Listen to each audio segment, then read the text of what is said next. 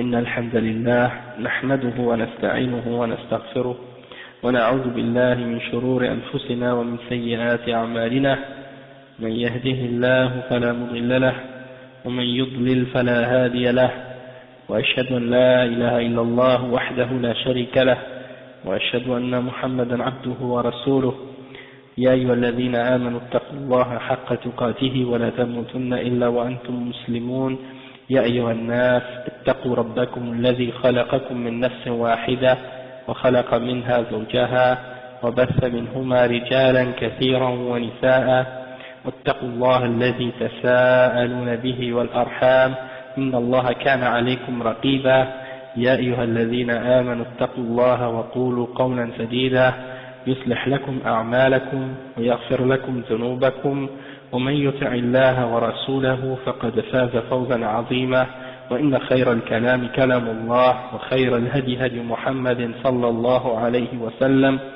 وإن شر الأمور محدثاتها وكل محدثة بدعة وكل بدعة ضلالة وكل ضلالة في النار أما بعد.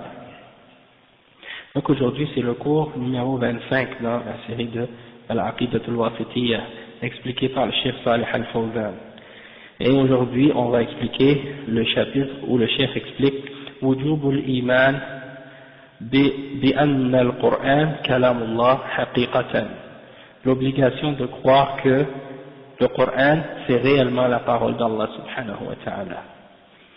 قال رحمه الله فصل ومن الإيمان بالله وكتبه الإيمان بأن القرآن كلام الله منزل غير مخلوق منه بدأ وإليه يعود وأن الله تكلم به حقيقة وأن هذا القرآن الذي أنزله على محمد صلى الله عليه وسلم هو كلام الله حقيقة لا كلام غيره ولا يجوز إطلاق القول بأنه حكاية عن كلام الله أو عبارة بل إذا قرأه الناس أو كتبوه في المصاحف لم يخرج ذلك عن أن يكون الكلام أو أن يكون كلام الله تعالى حقيقة فإن الكلام إنما يضاف حقيقة إلى من قاله مبتدئا لا إلى من قاله مبلغا ومؤديا أو مبلغا مؤديا وهو كلام الله حروفه ومعانيه ليس كلام الله الحروف دون المعاني ولا المعاني دون الحروف. D'accord, donc ça c'est wa alaykum salam wa rahmatullahi wa barakatuh, ça c'est les paroles de Cheikh al-Islam Ibn Taymiyyah en ce qui concerne le fait que le Coran c'est la parole d'Allah subhanahu wa ta'ala. Là on va expliquer le texte de Al-Wasitiyya, ce texte qu'on vient de lire en arabe, on va expliquer en français. Par la suite on va expliquer en détail avec l'explication du Cheikh Al-Fawzan, Inch'Allah.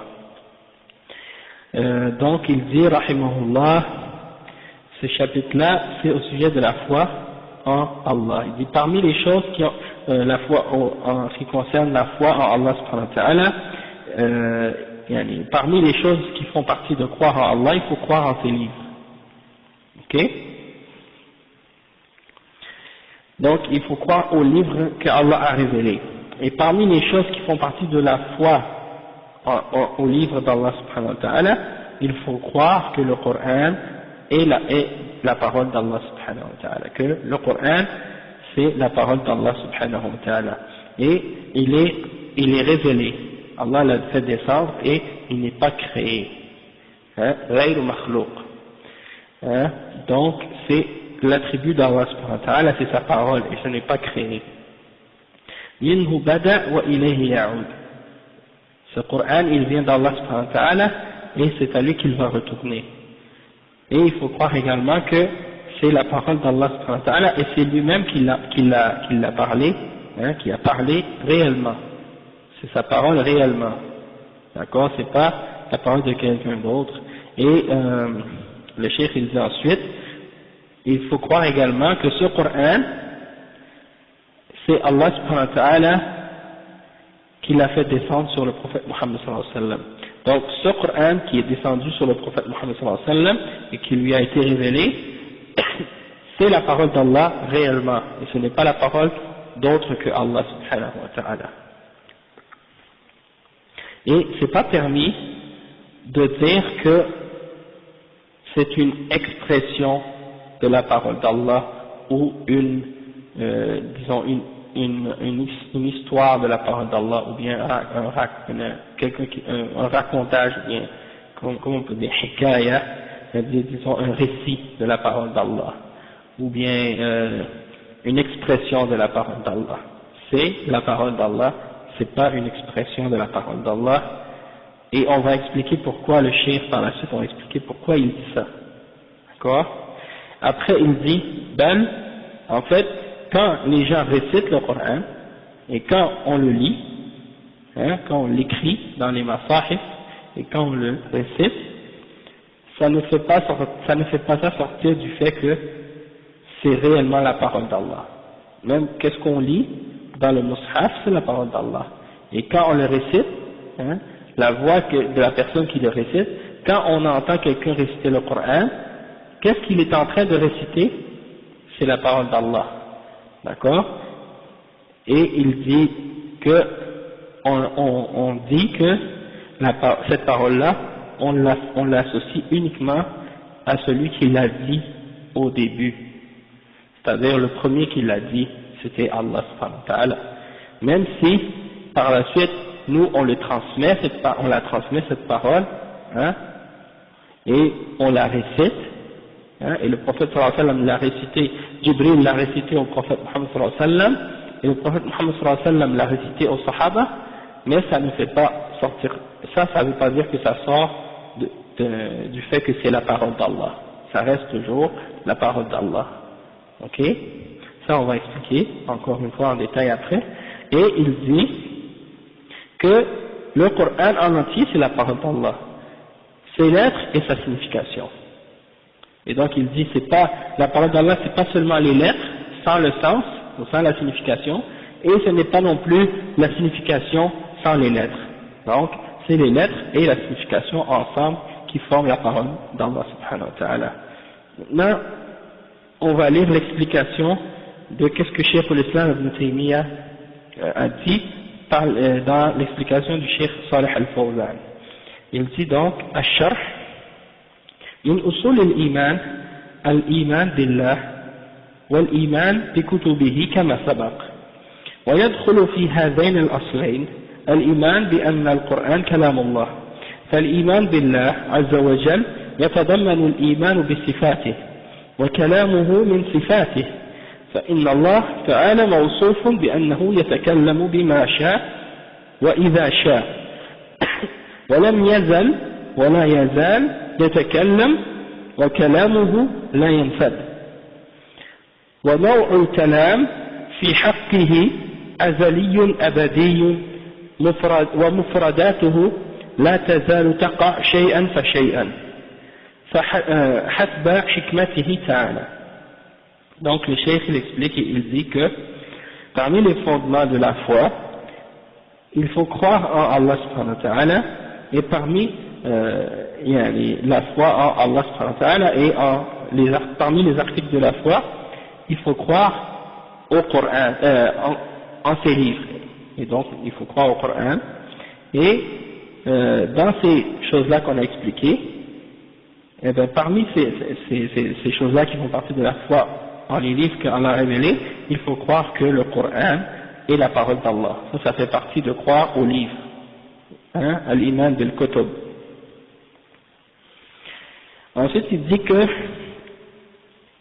de croire en Allah subhanahu wa ta'ala, ça implique de croire en ses attributs. Ok? Si tu dis que tu crois en Allah, ça veut dire que tu crois aux attributs d'Allah, aux attributs qu'Allah s'est donnés. Tu ne peux pas croire en Allah subhanahu wa ta'ala, puis refuser de croire en ses attributs, parce que ça équivaut à rejeter la foi en Allah. Je dis je crois en Allah, mais je ne crois pas qu'il est Samia. Je crois en Allah, mais je ne crois pas qu'il est Aziz ou Qadir. Ça c'est une contradiction. Je dis je crois en Allah, mais je ne crois pas qu'il entend tout. Je crois en Allah, mais je ne crois pas qu'il est tout puissant. ça équivaut à renier la foi en Allah. Donc il faut croire en Allah et il faut croire en tous ses attributs. Ok? Et la parole d'Allah, c'est une de ses attributs. Le fait qu'il parle, c'est une de ses attributs. Et Allah subhanahu wa ta'ala, il a comme attribut le fait qu'il parle et qu'il dit ce qu'il veut, quand il veut. Ok? Et il a toujours eu cet attribut-là, il a toujours eu la capacité de parler, et il aura toujours cet attribut. C'est-à-dire, il va toujours avoir l'attribut de la parole. Hein? Et il parle, Allah subhanahu wa ta'ala, et sa parole est sans fin. C'est-à-dire que si, comme Allah dit dans le Coran, si il prenait les océans comme encre et les arbres comme des plumes, eh bien sa parole ne serait même pas encore terminée. Hein. C'est-à-dire il aurait pu écrire et il y aurait encore des choses à dire et les encres, l'océan aurait été épuisé et Allah aurait encore des paroles à dire. Donc ça veut dire que la parole d'Allah subhanahu wa ta'ala elle est sans limite et Allah subhanahu wa ta'ala ici il dit wa naw'ul kalam fi haqqihi azaliyyun abadi. C'est-à-dire, d'après ce que je comprends ici, c'est que Allah subhanahu wa ta'ala il a toujours eu éternellement la capacité de parler sans fin, sans début et sans fin. Il a jamais eu, il a toujours eu la capacité de parler et il aura toujours. Et toutefois, les mots et les paroles qu'il dit, elles sont prononcées ou bien elles viennent une par une, c'est-à-dire dans le sens qu'elles viennent une après l'autre. Dans le sens que, comme par exemple, Allah subhanahu wa ta'ala, il a parlé à Moussa, hein, puis après, plus tard, il a parlé à Muhammad sallallahu alayhi wa sallam, et donc, une parole vient, et une autre parole vient, et ainsi de suite, comme ça. Et ça montre, que ça vient selon la sagesse d'Allah subhanahu wa ta'ala, et selon sa volonté. Il parle quand il veut, et il parle selon sa sagesse. D'accord? Ensuite, le cheikh dit ومن كلامه القرآن العظيم الذي هو أعظم كتبه. Donc parmi la parole d'Allah subhanahu wa ta'ala, parmi les choses qui font partie de sa parole, il y a le Coran. Le Coran, et c'est le plus grand de ses livres. Le plus grand de ses livres. فهو داخل في الإيمان بكتبه دخولا أوليا. Donc ça fait partie donc de la foi en ces livres, hein, disons que ça a une précédence dans la foi en les livres d'Allah, puisque c'est un de ses plus grands livres, et c'est son plus grand livre qu'il a révélé à l'humanité. وهو منزل منه سبحانه وتعالى يتكلم به وأنزله على رسوله فهو منزل غير مخلوق لأنه صفة من صفاته أضافه إلى نفسه إضافة الصفة إلى موصوفه. Donc, il dit que c'est un livre qui est révélé, qui vient d'Allah subhanahu wa ta'ala, révélé de la part d'Allah, et c'est lui-même qui a parlé dans ce livre-là, et il a révélé sa parole, cette parole-là, au prophète Muhammad sallallahu alayhi wa sallam. Donc, c'est un livre qui est révélé, qui est descendu, et qui n'est pas créé. Car c'est son attribut, une parmi ses attributs d'Allah subhanahu wa ta'ala, et donc on l'associe à Allah subhanahu wa ta'ala, dans le sens qu'on l'attribue à Allah subhanahu wa ta'ala, comme on attribue toutes les autres attributs à Allah subhanahu wa ta'ala, et ça fait partie donc de ses attributs. وصفاته غير مخلوقة فكلامه غير مخلوق. Donc les attributs d'Allah subhanahu wa ta'ala, elles ne sont pas créés. La connaissance d'Allah n'est pas créée. Hein? La vue d'Allah subhanahu wa ta'ala et les autres attributs d'Allah, aucun de ces attributs-là sont créés. Donc la parole également, elle n'est pas créée. Ok? Ensuite il dit وقد خالف هذا في هذا طوائف ذكر الشيخ رحمه الله هنا مقالة بعضهم. Ok, donc il dit qu'il y a des groupes parmi les gens de Bid'a, parmi les musulmans, qui ont dévié au sujet de ça, au sujet de cet attribut-là. D'accord? Et donc le Cheikh Ibn Taymiyyah, dans le petit passage qu'on a lu, il a mentionné il a mentionné ces points-là pour réfuter différents groupes de Bid'a au sujet de la parole d'Allah subhanahu wa ta'ala. Donc quand on lit ce texte-là, on voit que tout semble ordinaire et que c'est tout à fait clair. Toutefois, chacune de ces phrases-là est en réalité une réfutation d'une secte différente parmi les sectes qui ont dévié au sujet de cet attribut. Et là, le Cheikh Al-Fawzan, il va les expliquer une par une pour donner une clarification plus claire. Cheikh il dit فذكر مقالة الجهمية حيث يقولون إن الله لا يتكلم وإنما خلق كلاما في غيره وجعله يعبر عنه فإضافة الكلام عندهم إلى الله مجازا لا حقيقة لأنه خلق الكلام فهو يتكلم بمعنى خالق الكلام في غيره. Donc le premier groupe qu'il a réfuté ou qu'il a mentionné, c'est Al-Jahmiyyah, ceux qui ont nié les noms et les attributs d'Allah subhanahu wa ta'ala, les gens qui ont suivi Al-Jahm ibn Safwan. Donc ces gens-là, qu'est-ce qu'ils ont dit? Ils ont dit que Allah subhanahu wa ta'ala, il ne parle pas, il fait seulement que créer une parole en quelqu'un ou en une chose. Il crée une parole en une chose ou en une personne. Et il décrit cette parole en l'appelant, il décrit cette parole-là en se l'attribuant à lui-même, mais cette attribution-là qu'il se donne à lui-même, c'est une attribution symbolique. C'est pas une attribution qu'il se donne qui est directe et réelle, selon les Jahmiyyah. C'est-à-dire, il s'attribue la parole, mais il parle pas réellement. C'est juste, pour nous faire croire, disons que il parle, mais il parle pas vraiment. Donc, ils disent que quand Allah dit qu'il parle, ça signifie qu'il a créé la parole. Il crée la parole. Ok? وهذا القول باطل مخالف للأدلة السمعية والعقلية ومخالف لقول السلف وأئمة المسلمين.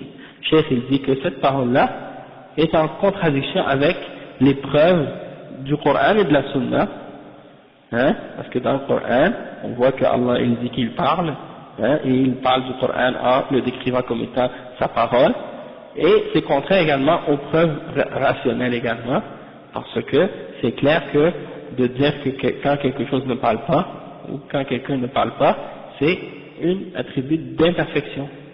Quand tu dis que quelqu'un ne parle pas, qu'il est muet, c'est pas une qualité de perfection, dans ce sens-là. Tu comprends? Donc c'est contraire à la raison de décrire Allah subhanahu wa ta'ala comme étant quelqu'un qui ne parle pas. Et le cheikh il dit que également, pour prouver que c'est une aqida qui est fausse, c'est que en même temps c'est contraire à la aqida et à la position des salafs et des imams parmi les imams des musulmans. Parce que les salafs, ils ont tous affirmé les attributs d'Allah, et entre autres la parole, et de même que les imams de l'islam ont réfuté les Jahmiyyah à leur époque. Et ils ont tous confirmé que Allah subhanahu wa ta'ala, il a réellement l'attribut de la parole et il parle tel qu'il s'est décrit. Donc il dit فإنه لا يعقل أن يسمى متكلما إلا من قام به الكلام حقيقة. On ne peut pas appeler quelqu'un logiquement comme étant quelqu'un qui parle, excepté si c'est lui-même qui parle et que cette parole-là sort réellement de lui, vient réellement de lui. Donc, comment on peut dire par exemple قال الله والقائل غيره وكيف يقال كلام الله وهو كلام غيره. Donc comme par exemple les Jahmiyyah ou bien les Mu'tazila également, on va en parler, ils disent que lorsque Moussa par exemple a entendu une voix, c'est Allah qui a créé cette voix-là dans le buisson. Donc c'était pas Allah qui parlait, mais c'était le buisson qui parlait. Hein? Et ça, yani, c'est contradictoire, c'est illogique. Parce que quand on dit que Allah parle, quand Allah dit qu'il parle, ça peut pas logiquement vouloir dire que c'est quelqu'un d'autre qui parle, qui met la parole dans quelqu'un d'autre, ou qui crée la parole dans quelqu'un d'autre. C'est pas logique. C'est pas ça la signification de parler, d'accord? Donc, lorsque Allah dit qu'il parle, ou lorsqu'il dit qu'il a parlé à quelqu'un, c'est pas logique de dire qu'il a créé une parole dans une chose ou dans une autre. Donc, sinon, on pourrait pas dire que c'est réellement la parole d'Allah. On dirait que c'est la parole de quelqu'un d'autre, et non pas la parole d'Allah. Après le chef dit وقول المصنف منه بدأ وإليه يعود وأن الله تكلم به حقيقة وأن هذا القرآن الذي أنزله على محمد صلى الله عليه وسلم هو كلام الله حقيقة لا كلام غيره. قصد بهذا الرد على الجهمية الذين يقولون إن القرآن بدأ من غيره وأن الله لم يتكلم به حقيقة بل مجازا وهو كلام غيره أضيف إليه لأنه خالقه. ومعنى قوله منه بدأ أن القرآن بدأ وخرج من الله تعالى وتكلم به ومن الابتداء الغاية. وقوله وإليه يعود أي أن القرآن يرجع إليه تعالى لأنه يرفع في آخر الزمان فلا يبقى منه شيء في الصدور ولا في المصاحف وذلك من علامات الساعة أو معنى ذلك أنه ينسب إليه. وعليكم السلام ورحمة الله. Donc le cheikh il dit que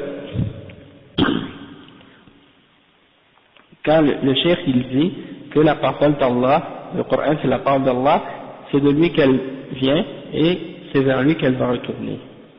Et Allah subhanahu wa ta'ala, il a réellement parlé, hein, et ce Coran là c'est réellement sa parole.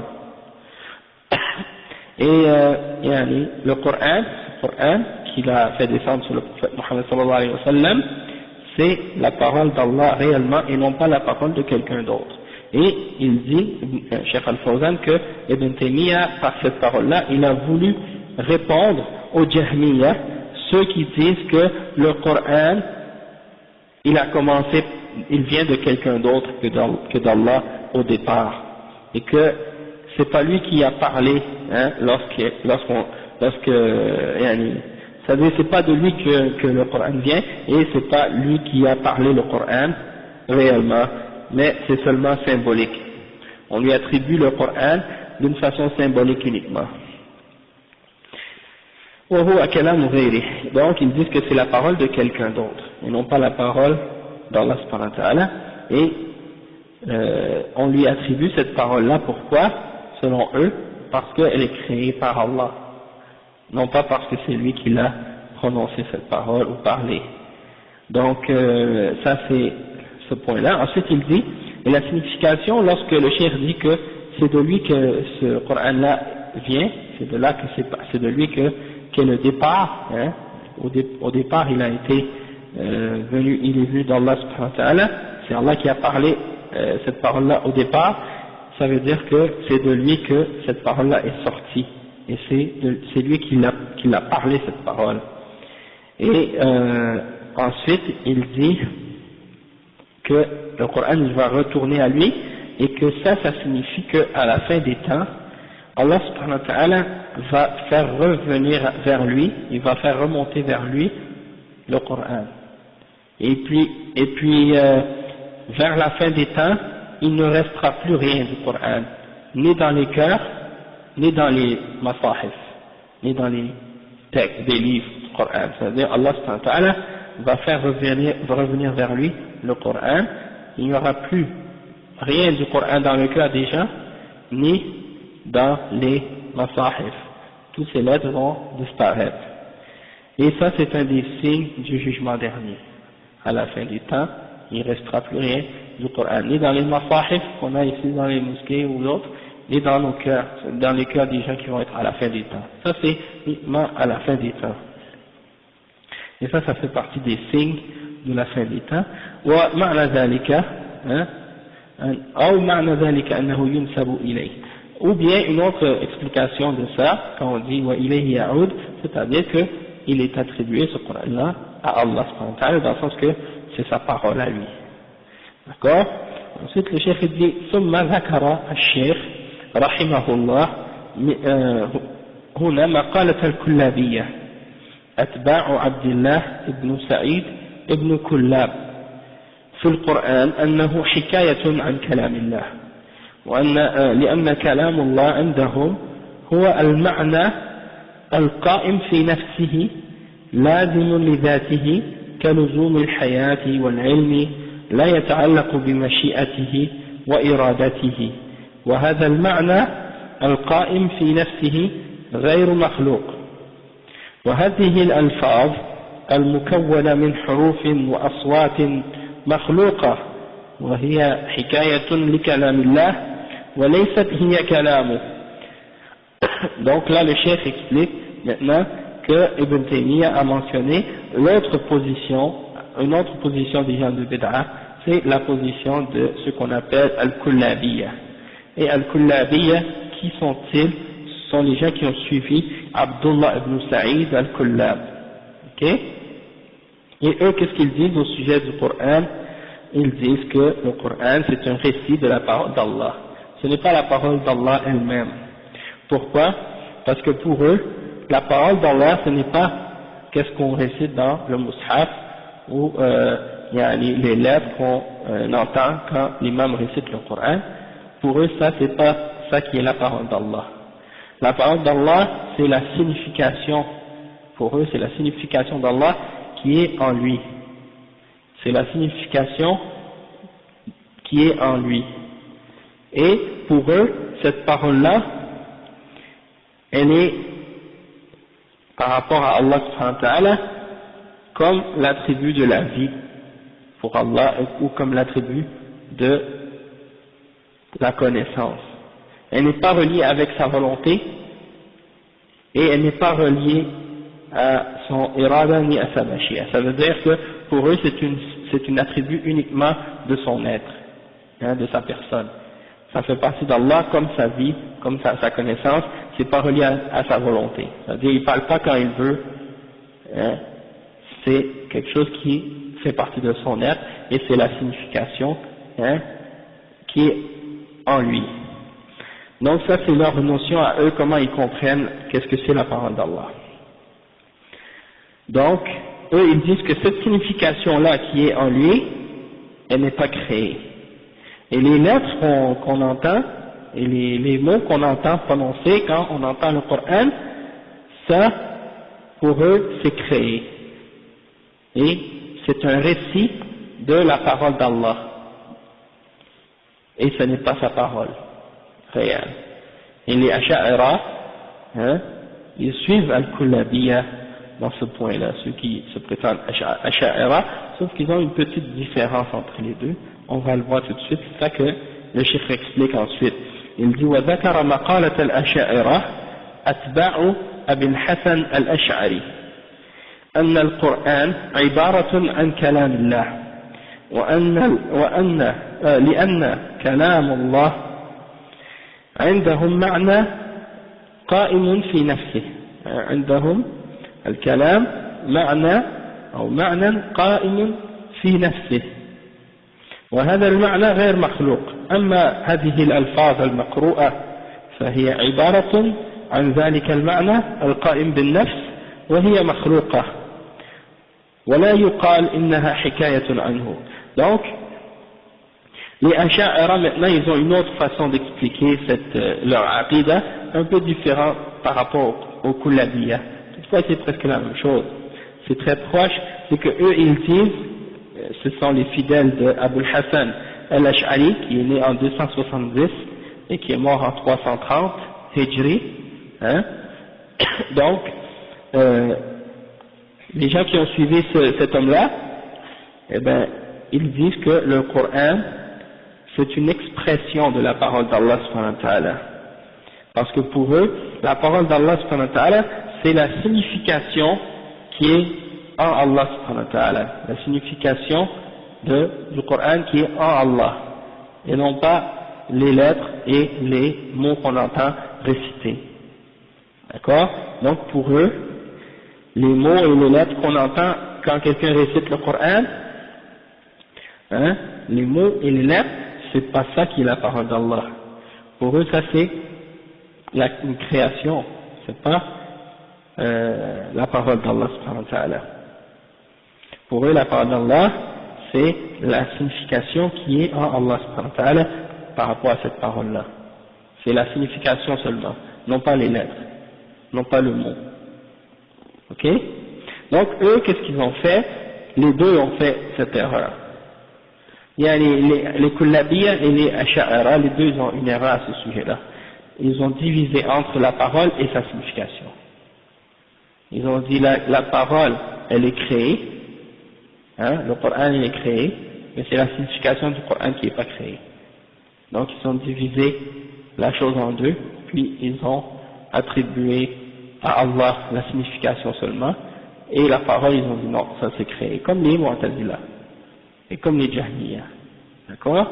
Donc ces gens-là ils ont essayé de trouver un chemin entre les deux, entre la voie de Ahl Sunnah wal Jama'a qui affirme que la parole c'est la parole d'Allah, le Coran c'est la parole d'Allah réellement, et la parole des Jahmiya, des Mu'tazila qui disent que c'est une création. Et ils ont essayé de faire plaisir aux deux. Ils ont dit on va diviser l'attribut en deux, il y a une partie qui est créée, une partie qui n'est pas créée. La signification elle n'est pas créée, hein, elle est éternelle, c'est la signification qui est en Allah, et il y a l'autre partie qui est les lettres qu'on entend, et celle-là est créée. Donc c'est une bid'a qu'ils ont amenée, et ils ont fait une grosse déviation à ce sujet-là. Et la différence entre les deux, c'est qu'il y en a un, comme le Kullabiyya, ils disent que c'est un récit de la parole d'Allah qui est à l'intérieur d'Allah, qui est en lui, et les Asha'ira, eux, ont dit non, c'est pas un récit, c'est la signification, ou c'est le sens de la parole d'Allah. Le vrai Coran, c'est pas le Coran qu'on entend, c'est la signification qui est en Allah subhanahu wa ta'ala. Ok? On a déjà parlé de ça dans les cours passés, mais c'est comme une clarification, Inch'Allah. Puis là, après, il dit وبعض العلماء يقول إن الخلاف بين الكلابية والأشاعرة خلاف لفظي لا طائل تحته فالأشاعرة والكلابية يقولون القرآن نوعان ألفاظ ومعان فالألفاظ مخلوقة وهي هذه الألفاظ الموجودة والمعاني قائمة بالنفس وهي معنى واحد لا تباعد فيه ولا تعدد وعلى كل حال فالقولان إن لم يكونا متفقين أو متفقين فهما متقاربان. Donc il dit le cheikh ici que parmi les ulama il y en a qui ont dit que en réalité il n'y a pas un vrai désaccord entre les Kullabiyya et les Asha'ira, c'est juste un désaccord sur les termes, mais à la base ils sont tous les deux d'accord sur les principes, comme le cheikh explique. Il dit que les Asha'ira et les Kullabiyya, tous les deux, ils disent que le Coran est divisé en deux, comme on a dit. Les mots, les mots qu'on entend, qu'on récite, et la signification. Ok? Donc pour eux, les mots qu'on récite, hein, et qu'on entend quand quelqu'un récite, pour eux ça c'est créé, et c'est les mots et les lettres qu'on récite quand on récite le Coran, et les significations, ça c'est l'autre partie, qui sont éternelles, qui sont en Allah subhanahu wa ta'ala, Et c'est une seule signification. Il dit cette signification-là, c'est une signification. Elle ne se divise pas et elle ne se répète pas, elle ne se multiplie pas. C'est-à-dire, il n'y en a pas plusieurs, c'est pas comme Allah subhanahu wa ta'ala, il dit, il parle de sa parole au pluriel, en disant kalimat, hein, ma nafidat kalimat Allah.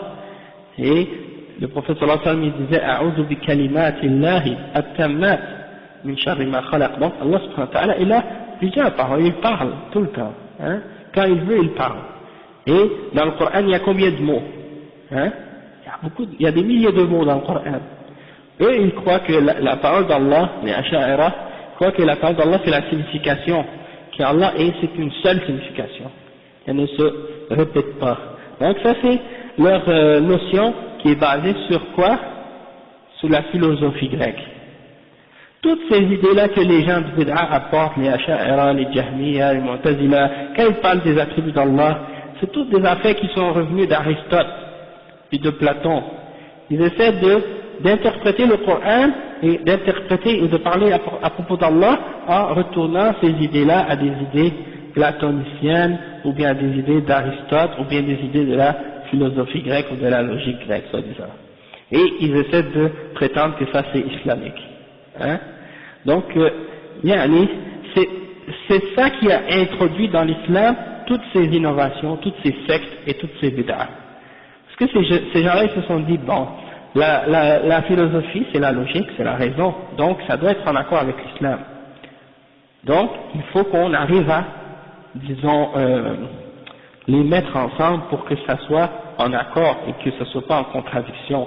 Donc, ils ont dit, si on affirme les textes du Coran tel quel, puis on croit à ça, qu'est-ce que Allah nous dit tel quel, eh bien, ça veut dire qu'on est obligé de contredire la logique grecque et la philosophie.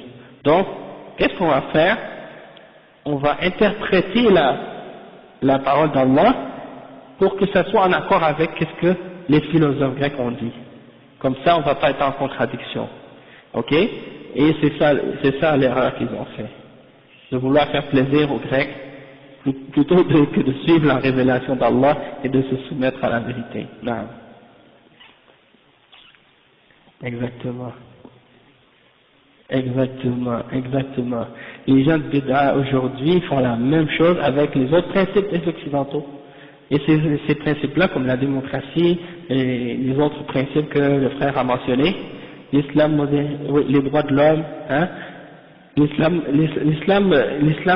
disons, des droits de l'homme, ou l'islam de la démocratie, l'islam laïque. Qu'est-ce qu'ils font? Ils essaient de prendre tous ces principes qui sont d'origine grecque et de les rendre en accord avec le Coran et la Sunna. Et tout ce qui a, à chaque fois qu'ils trouvent entre ces idées-là et le Coran et la Sunna des contradictions, eh bien, ils disent on doit réinterpréter les textes du Coran pour que ce soit en accord et pour qu'il n'y ait plus de contradictions. Donc, ils déforment l'essence réelle de la révélation pour faire plaisir à ces idéologies-là et pour satisfaire ces idéologies-là. Et c'est comme le frère a dit, c'est la même chose qu'est-ce qui se passait à cette époque-là, c'est la même chose qui se passe encore aujourd'hui de la part des gens de Bid'a actuels. Eux, qu'est-ce qu'ils veulent dire? Ils vont prétendre que la raison pourquoi ils font le ta'wil ou déforment les sens, c'est parce qu'ils veulent, disons, yunazzihun Allah an al-naqa'is wa an al-uyub. Ils prétendent qu'ils veulent purifier Allah subhanahu wa ta'ala des imperfections puis des faiblesses et des choses de ce genre. Toutefois, qu'est-ce qui leur a dit que d'affirmer ce qu'Allah s'est affirmé lui-même, ça implique une faiblesse et une imperfection? C'est ça le problème. Ils ont seulement compris ça parce qu'ils ont été influencés par ces idéologies-là et par ces philosophies-là. Parce que sinon, s'ils revenaient au Coran et la Sunna, et ils revenaient à la voie des salafs, ils auraient compris tout de suite qu'il n'y a pas de contradiction et qu'il n'y a pas d'implication négative dans ce que Allah et son messager, dans ce qu'Allah s'est attribué à lui-même et dans ce que le messager a attribué à Allah subhanahu wa ta'ala de nom et d'attributs. Toutefois, ces gens-là, comme on a dit déjà dans d'autres cours, c'est comme s'ils disaient à Allah subhanahu wa ta'ala, Ya Allah, tu ne sais pas comment te décrire toi-même.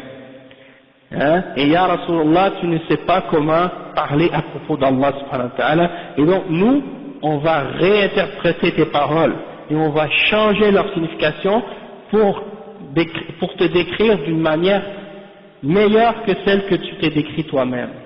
Et ça, c'est une des plus grandes insultes que quelqu'un peut faire contre Allah et contre sa révélation. Moi, c'est Kabbalah Kassi.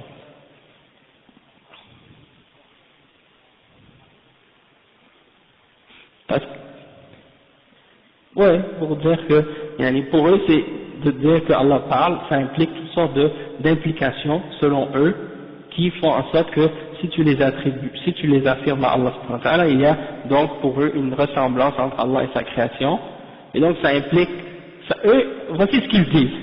Si tu dis qu'Allah parle, ça veut dire quoi? Eux c'est ce qu'ils disent. Ça veut dire qu'il a des cordes vocales, ça veut dire qu'il a une gorge, ça veut dire qu'il a une langue, ça veut dire qu'il a des dents, A'udhu billah. Donc, ils amènent toutes ces implications-là, puis ils prétendent que si tu dis qu'Allah parle, ça implique tout ça, et donc il faut nier la parole. Il ne faut pas dire qu'Allah parle. Ok? Mais Allah yatakallam kama yasha, laysa kamithlihi shay, wa huwa as-sami' al-basir. Il n'y a rien qui ressemble à Allah, et donc quand on affirme la parole à Allah, on affirme une parole d'Allah et on dit qu'il n'y a rien qui lui ressemble. Et il ne parle pas comme les créatures. Et il n'a pas besoin de ces organes ou de ces choses-là, telles que les êtres humains ou les animaux ou les autres créatures ont pour parler. Il y a des choses qui parlent dans la dunya qui n'utilisent pas toutes ces choses-là. Par exemple, il y a d'autres animaux ou des choses qui parlent dans la dunya, même une radio qui parle. Là, quand on fait jouer une radio, on entend une voix, ça parle. Et pourtant, il n'y a pas de langue, il n'y a pas de truc. Bon. Allah subhanahu wa ta'ala, il est différent de toute sa créature, il n'y a rien qui lui ressemble. Donc on ne peut pas même essayer d'imaginer comment Allah parle et comment elle est son attribut de la parole, etc. Il ne faut même pas essayer de rentrer là-dedans. On affirme seulement ce qu'Allah a dit, puis on l'accepte, c'est tout. Tandis que les gens de Bid'a, eux, ils veulent rentrer dans les détails, commencer à jouer dans la philosophie, puis ils commencent à jouer avec la religion, puis ils égarent les gens du droit chemin.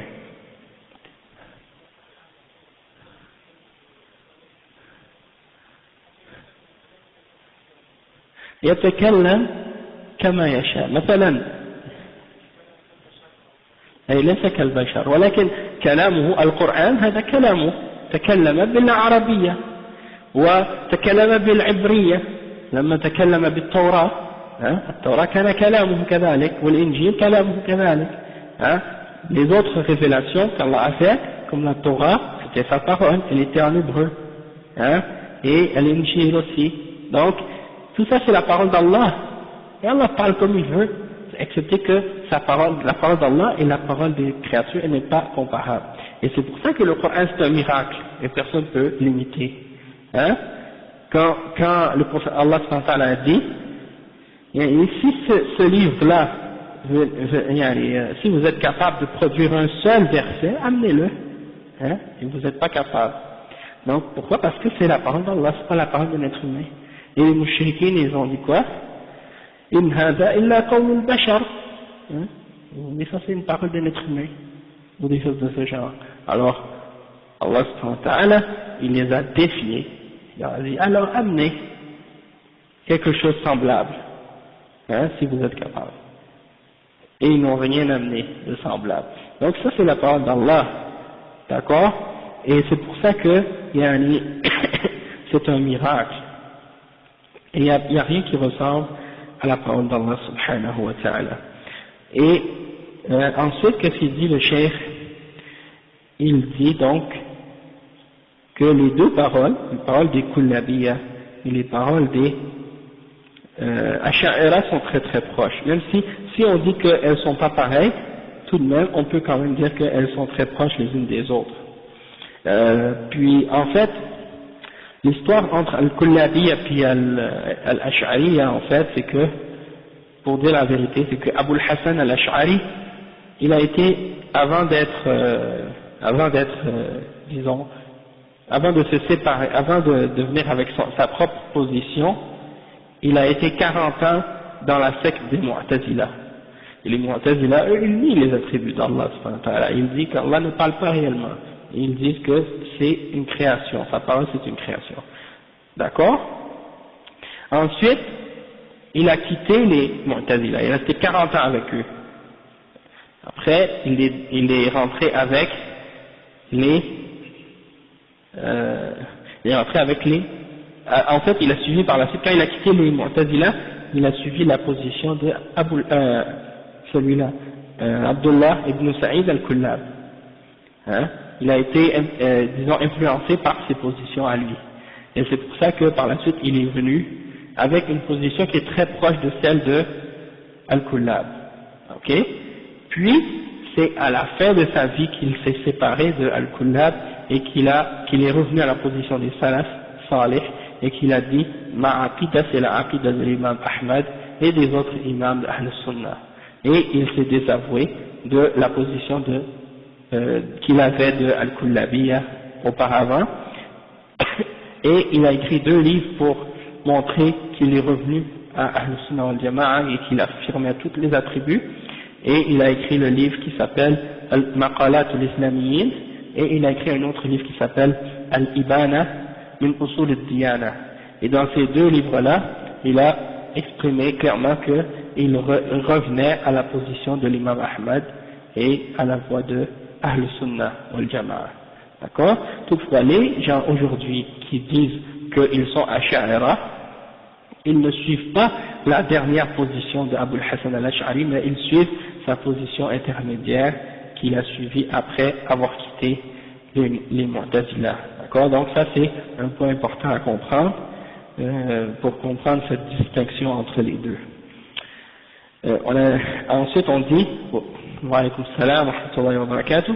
Après il dit وقد أشار الشيخ رحمه الله إلى بطلان هذين القولين بقوله ولا يجوز إطلاق القول بأنه حكاية عن كلام الله أي كما تقول الكلابية أو عبارة عنه كما تقول الأشاعرة بل إذا قرأه الناس أو كتبوه في المصاحف لم يخرج ذلك عن أن يكون كلام الله حقيقة أي أن القرآن العظيم كلام الله ألفاظه ومعانيه أين وجد سواء حفظ في الصدور أو تلي بالألسنة أو كتب في المصاحف لا يخرج بذلك عن أن يكون كلام الله تعالى حقيقة. Donc il dit maintenant le cheikh que Ibn Taymiyyah a voulu montrer la fausseté de ces 2 positions-là, ceux qui disent que c'est une ibara et ceux qui disent que c'est une hikaya, les deux. Il a dit ça en disant qu'il n'est pas permis de dire que la parole d'Allah c'est un récit, c'est pas permis de dire que le Coran c'est un récit de la parole d'Allah ou bien que c'est une expression de la parole d'Allah, comme disent les Kullabiyya et les Asha'ira. Ensuite il dit, quand les gens le récitent, en fait, quand les gens récitent le Coran, et quand on l'écrit dans les masahif, ça ne veut pas dire que ça sort du fait que c'est la parole d'Allah réellement. D'accord? Donc le fait qu'il soit écrit dans le mushaf, ou le fait qu'il soit récité, ça reste toujours quand même la parole d'Allah. Hein? Si, par exemple, quelqu'un il te dicte une lettre, j'ai déjà donné cet exemple, quelqu'un te dicte une lettre, et toi tu l'écris, est-ce que c'est pas encore ma parole, le fait qu'elle soit écrite sur cette feuille? Ça va être encore ma parole, n'est-ce pas? Maintenant, si toi tu prends cette lettre et tu la récites à quelqu'un, est-ce que je vais dire que parce que c'est toi qui la récites que ça devient ta parole, ou bien je vais encore dire que c'est ma parole? Hein? Je vais encore dire que c'est ma parole. Parce que toi tu récites, tu lis ma lettre à quelqu'un. Mais c'est ma lettre que tu lis. C'est ma parole que tu es en train de lui lire. Hein? Ça ne devient pas ta parole parce que c'est toi qui le lis. Hein? Vous comprenez? Donc c'est dans ce sens-là. Yani. que le Coran, quand on le récite, quand il est écrit dans le Mus'haf, c'est encore la parole d'Allah. Et quand on le récite, eh bien c'est encore la parole d'Allah, même si c'est nous qui le récitons. Hein? Bon, alhamdulillah. Et le cheikh il dit donc, peu importe qu'il soit, donc il dit que le Coran, c'est la parole d'Allah subhanahu wa ta'ala, c'est les mots, ces mots et sa signification. C'est les deux qui sont la parole d'Allah. Pas seulement les mots, pas seulement la signification tout seul, pas seulement les mots tout seuls, mais les deux ensemble. Donc peu importe où on les trouve, c'est la parole d'Allah. Si on trouve, par exemple, si on trouve que quelqu'un a mémorisé cette parole dans son cœur, hein, ben ce qu'il a mémorisé dans son cœur, c'est la parole d'Allah. Et ce qui est récité avec nos langues, quand on récite le Coran, eh bien ça, on récite la parole d'Allah. Et ce qu'on écrit dans les masahif, eh bien également c'est la parole d'Allah qui est écrite dans les masahif.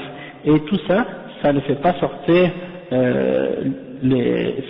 cette chose-là, le fait qu'on les écrit, par exemple si on l'écrit dans on grave le Coran dans un CD, hein, et puis qu'on le fait jouer, qu'est-ce qu'on entend? C'est la parole d'Allah, même si ça joue dans un haut-parleur, même si ça joue dans une radio, ça reste toujours que c'est la parole d'Allah qu'on entend, d'accord?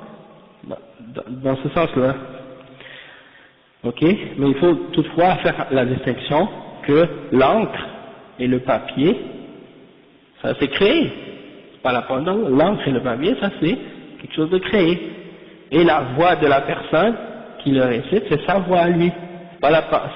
C'est la distinction entre la voix et la parole qui est récitée. C'est deux choses. Non.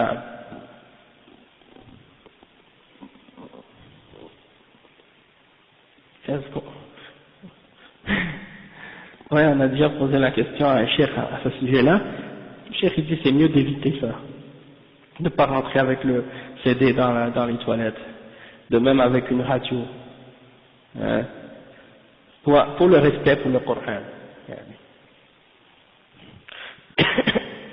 Ensuite,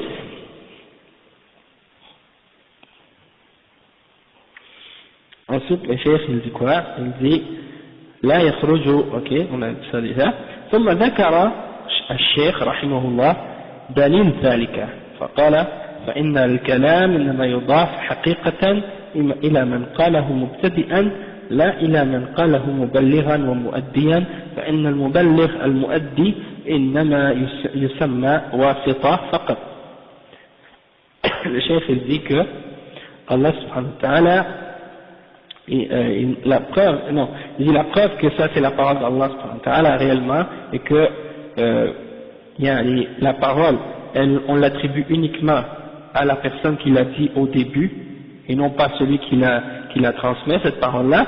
La preuve de ça c'est justement qu'est-ce qu'on a mentionné tout à l'heure, c'est ça, c'est que la personne qui transmet la parole, c'est pas lui qui l'a dit au début. La parole on l'attribue uniquement à la personne qui l'a dit en partant, à l'origine. Ok? C'est clair? Alhamdulillah. Après, le chef, il dit, la personne qui transmet la parole, ou disons, qui lit la lettre, ou qui récite le mushaf, eh bien, lui, c'est seulement un wasita, un intermédiaire seulement. C'est pas lui qui est à l'origine de cette parole. Ok? قال تعالى وإن أحد من المشركين استجارك فأجره حتى يسمع كلام الله. Ça c'est un verset dans sourate At-Tawbah. On a déjà mentionné ce verset-là, puis on l'a expliqué. C'est-à-dire, si un des mouchriquins, ça c'est dans le temps de la guerre, s'il y a une guerre entre les musulmans et les, parce que là, Allah il demandait au prophète sallallahu alayhi wa sallam de se désavouer des mouchriquins, ok? Donc, là il dit, si un d'entre eux, les mouchriquins, te demande ta protection, alors protège-le, jusqu'à ce qu'il ait entendu la parole d'Allah, puis amène-le là où il veut aller. Hein? Amène-le là où il veut aller, où il va être en sécurité. D'accord? Et donc, dans ce verset-là, il y a la preuve que la personne de qui cette personne, ce mouchrik va entendre le Coran, c'est un musulman qui est en train de réciter le Coran. Mais toutefois, Allah, il a appelé ça sa parole quand même. Donc c'est la preuve que ce que ce mouchrik entend de la récitation, c'est le Coran et c'est la parole d'Allah. Hein? Contrairement aux gens de Bid'a qui disent non, la parole qu'on entend, la récitation qu'on entend, c'est pas la parole d'Allah. La parole d'Allah, c'est juste qu'est-ce qui est récité. La parole d'Allah, c'est seulement la signification qui est en Allah. Et dans leur livre, si vous allez voir dans leur livre, comme Jawharat al-Tawhid et l'explication de ça, Tuhfat al-Murid ou d'autres, vous allez voir que eux, ils disent des choses très graves encore. Ils disent, ne dites pas aux gens que le Coran est créé, dites-le seulement quand vous les enseignez. Dans les cours, vous leur dites comme ça, le Coran est créé. Mais ne leur dites pas ça en général, parce que sinon, ils vont rejeter, ou bien ils vont dire des choses comme ça. C'est-à-dire, ils ne vont pas dire ouvertement ce qu'ils croient vraiment à propos du Coran devant les gens. Ils ne vont pas dire aux gens en général, on croit que le Coran est créé. Mais c'est ça leur croyance, c'est ça leur aqidah. Et si vous lisez dans leurs livres, la description qu'ils font de la parole d'Allah, vous allez voir que vous ne pouvez jamais venir à la conclusion par la suite, après avoir lu la définition qu'ils donnent de la parole d'Allah, vous n'allez jamais croire que c'est le Coran. Parce qu'ils disent que c'est une parole qui n'a pas de lettres, qui n'a pas de son, c'est-à-dire on ne peut pas la réciter, on ne peut pas l'entendre, hein. Elle n'a pas de, disons, en tout cas, elle n'a pas d'Arab, elle n'a pas de, plein d'autres choses qu'ils ont mentionnées qui ne fait pas de sens. En fait, qu'est-ce qu'ils veulent dire? C'est quoi? C'est que pour eux, la vraie parole qu'ils attribuent à Allah, c'est une chose abstraite, qui n'a aucune réalité. Une parole abstraite qui n'existe pas vraiment. Hein?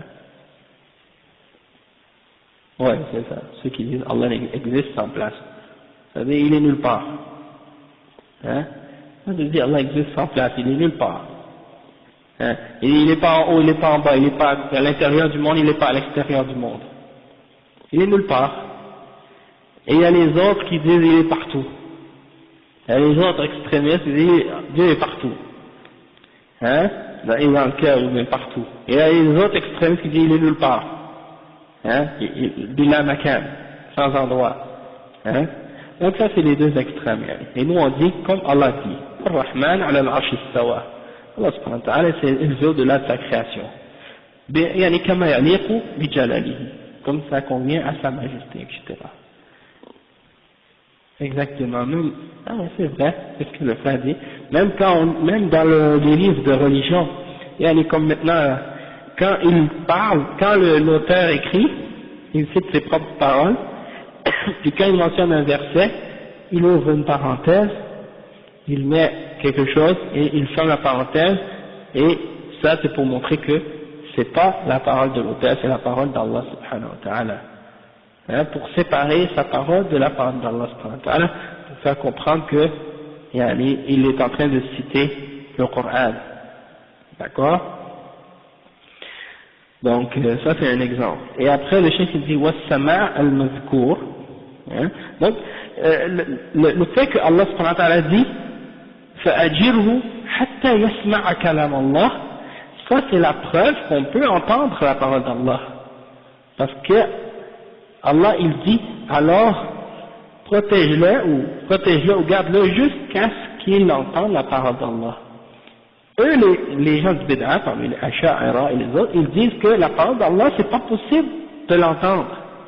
Et ils disent que, par exemple, le verset, وَكَلَّمَ اللَّهُ مُوسَى تَكْلِيمًا, Allah a, وَكَلَّمَ اللَّهُ مُوسَى تَكْلِيمًا, ils disent, il l'a entendu sans voix. Yani, ça fait pas de sens, yani. Hein? Donc ils disent kalamullah, kalamun bila sawt wala harf, bila harf wala sawt. Yani, il dit sa parole d'Allah, il n'a pas de voix, il n'a pas de lettres.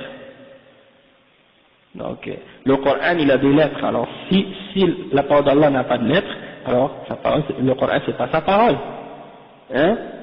Ça fait pas de sens de dire des idées comme ça. Et à la base, les lettres, c'est quoi? C'est des sons. Hein? Les lettres qu'on écrit, c'est pour reproduire des sons que lorsqu'on les met ensemble, ces sons-là, ça fait sortir des significations, ça fait sortir des paroles qui expriment des idées, des principes. Donc, de dire que la parole n'a pas de lettres et pas de voix, c'est quelque chose qui est contraire à la réalité. Ok? Bon. Le cheikh dit donc que السماع المذكور في هذه الآية إنما يكون بواسطة المبلغ وسمي المسموع كلام الله فدل أن الكلام إنما يضاف إلى من قاله مبتدئا. Cheikh dit que cette entente du Coran qui est mentionnée dans ce verset-là, elle est seulement possible par un intermédiaire, c'est-à-dire c'est par quelqu'un qui est en train de réciter le Coran. C'est par cette personne-là qu'il va entendre la parole d'Allah. Et donc, on a appelé la chose qui est entendue, le Coran qui est entendu par ce mushrik, il est appelé Kalamullah. On l'appelle Kalamullah. D'accord? Donc ça prouve que la parole doit être attribuée à celui qui l'a dit à l'origine, qui a été le premier à le dire, et non pas à celui qui fait juste la réciter ou à la transmettre. Hein? Et c'est réellement la parole d'Allah. C'est pas comme les gens disent que c'est symbolique, que c'est créé, mais on l'attribue symboliquement à Allah. D'accord? Après le cheikh dit ثم ذكر الشيخ رحمه الله ما قالت المعتزلة حيث يقولون إن كلام الله الحروف دون المعاني فيقولون إن مسمى القول والكلام عند الإطلاق اسم لللفظ فقط والمعنى ليس جزء مسمى بل هو مدلول مسمى. Ça c'est bien les Mu'tazila, il faut rentrer dans des affaires comme ça là, on dirait que c'est du chinois, hein? C'est vrai, tu lis des livres des gens de Bid'a comme ça, c'est de l'arabe, on dirait que c'est du chinois, parce qu'ils parlent avec des termes tellement philosophiques, tu peux pas comprendre, parce que la philosophie ça vient du grec. Donc les premiers musulmans qui ont commencé à, disons, ou les premiers musulmans qui ont traduit les textes grecs, eh ben, souvent, ils maîtrisaient pas toujours bien le grec, imaginez donc. Et en même temps, ceux qui ont traduit, donc, ils essaient de rapprocher les sens d'une langue à une autre. Et le grec, c'est une langue complètement différente par rapport à l'arabe. L'arabe, c'est une langue sémitique, et c'est tout à fait différent que le grec, d'accord? Et à la base, la religion des Grecs, c'est une religion de shirk, remplie de toutes sortes de dieux, de différentes divinités, puis toutes sortes de croyances qui ont toutes sortes de connotations, et c'est exprimé même dans leur philosophie également. Traduire ces choses-là en arabe, quand on le traduit des fois, tu le lis puis tu le sens que c'est pas d'origine arabe, hein. Je sais pas si ça vous est déjà arrivé, bon, en tout cas, quand tu lis ça, tu te rends compte, tu t'aperçois que il y a quelque chose qui, ça sonne pas bien, il y a quelque chose qui est différent que l'arabe qu'on connaît, soit dans le Coran ou bien dans les hadiths, hein. Donc ici, ça c'est un exemple de ça. Et le chef il dit que le Ibn Taymiyyah par la suite il a mentionné la position Mu'tazila. Et les Mu'tazila, c'est quoi leur position? C'est que la parole d'Allah, c'est uniquement les lettres et non pas la signification. Donc là, ils expliquent leur parole par des termes, mais moi, je pense pas que je vais être capable de traduire cette phrase-là. Il dit Inna musamma al-qawl wal-kalam 'inda al-itlaq ismun lil-lafzi faqat wal-ma'na laysa juz'un musammah bal huwa madlul musammah.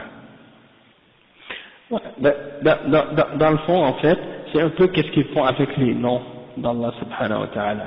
C'est-à-dire, quand ils appellent Allah subhanahu wa ta'ala, ils donnent à Allah les noms, ils croient que Allah a ces noms-là, toutefois ils disent que c'est des noms qui n'ont pas de signification. Hein? Ils disent que ces noms-là, ils n'ont pas de sens, ils n'ont pas de signification.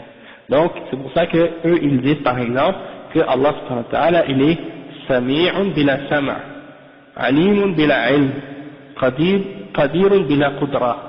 Hein?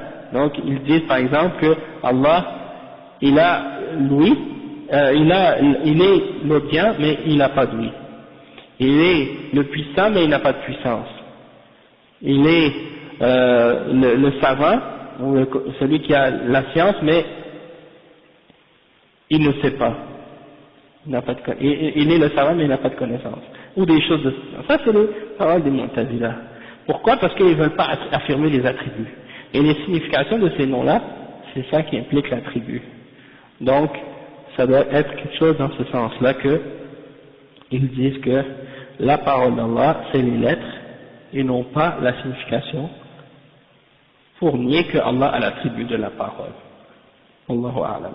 Après le cheikh dit wa zakara rahimahullah المذهب المقابل لهذا فقال ولا المعاني دون الحروف وهو كما هو مذهب الكلابية والأشاعرة كما سبق شرحه والمذهب الحق أن القرآن كلام الله حروفه ومعانيه كما هو قول أهل السنة والجماعة فهو الذي قامت عليه الأدلة من الكتاب والسنة والحمد لله رب العالمين. Donc le cheikh il dit que par la suite le cheikh rahimahullah il a donné la position contraire de celle des Mu'tazila, ou celle qui est en opposition à celle des Mu'tazila, c'est celle qui dit que la parole d'Allah c'est les significations et non pas les lettres. Et donc ça c'est la position des Kullabiyya et des Asha'ira, et on a déjà expliqué ça. Et c'est pour ça que par exemple certains ulama parmi les salafs comme Ibn Taymiyyah a mentionné ça, il a dit les Mu'tazila, les Asha'ira sont les femelles des Jahmiya, Jahmiyatul Inath, ou Mukhannas al-Jahmiya. Donc c'est pour dire que ils sont, disons, comme les Jahmiya c'est le mâle, puis les Asha'ira c'est la femelle, pour dire que les deux sont dans la même bid'a, ou bien ils sont proches de l'autre ensemble comme ça, de cette façon-là, même s'ils se prétendent eux être Ahl Sunnah wal Jama'a, alors qu'ils ne le sont pas. Et le cheikh il dit par la suite que la position qui est la position de vérité, qui est la vraie, c'est la position qui dit que le Coran c'est la parole d'Allah dans ses lettres et dans sa signification, et ça c'est la position de Ahl Sunnah wal Jama'a, et c'est la position au sujet de laquelle les preuves du Coran et de la Sunna ont été établies. Donc, alhamdulillah rabbil alamin. Donc, on a passé à travers cette partie-là. Maintenant, le chef il parle d'un autre chapitre. Déjà 1h11 là, j'arrive pas à croire. Donc, on est obligé de s'arrêter ici, subhanallah, parce qu'il ne reste plus assez de temps pour faire le reste. Donc, on va s'arrêter tout de suite, puis on continuera ça la semaine prochaine, Inch'Allah. Le prochain chapitre c'est وجوب الإيمان برؤية المؤمنين ربهم برؤية المؤمنين ربهم يوم القيامة ومواضع الرؤية.